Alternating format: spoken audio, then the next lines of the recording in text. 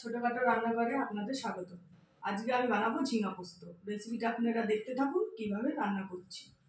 প্রথমে কড়াইটা গরম করে নেব।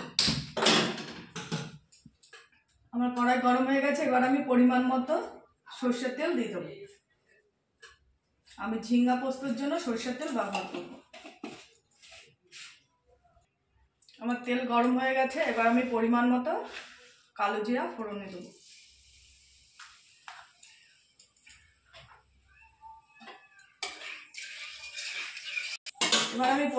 এবার আমি ঝিঙাটা দিয়ে দেবো।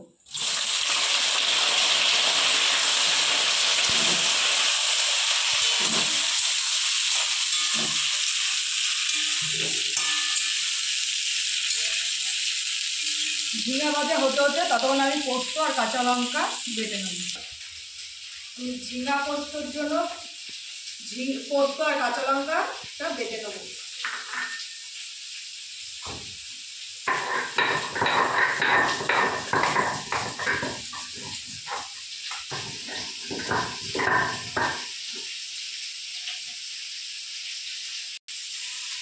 আমার ঝিঙা আর কাঁচা লঙ্কা বাটা হয়ে গেছে, পোস্ত আর কাঁচা লঙ্কাটা বাটা হয়ে গেছে। এবার আমি তুলে দেবো।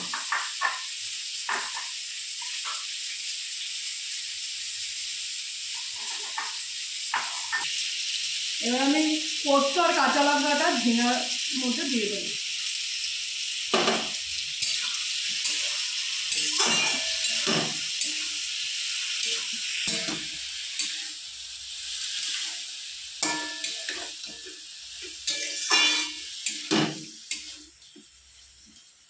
আর পরিমাণ মতো লবণ দিয়ে দেবো।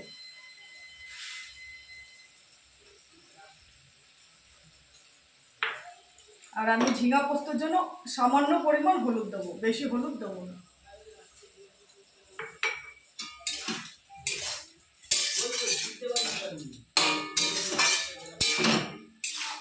আমি পরিমাণ মতো চিনি দিয়ে দেবো।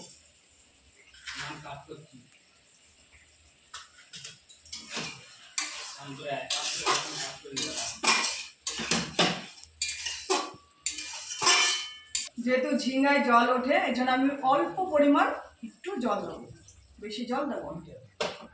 এবার আমি 4-5টা কাঁচা লঙ্কা গোটা দিয়ে দেবো।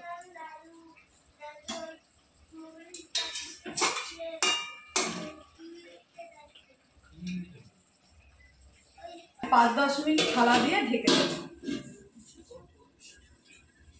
এবার আমি দেখে নেবো ঢাকনিটা তুলে আমার ঝিঙা পোস্তটা হয়ে গেছে কি।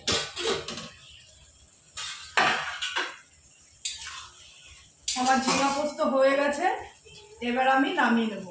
নামানোর আগে আমি একটু কাঁচা সর্ষের তেল উপরে ছড়িয়ে দেবো।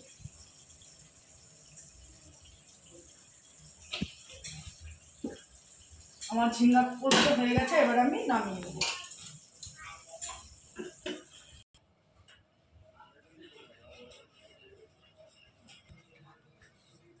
আমার ঝিঙা পোস্ত হয়ে গেছে। আপনাদের যদি রেসিপিটা ভালো লেগে থাকে অতি অবশ্যই সাবস্ক্রাইব করবেন, লাইক করবেন আর কমেন্টে জানাবেন ঝিঙা পোস্তটা কিরকম হয়েছে। নমস্কার।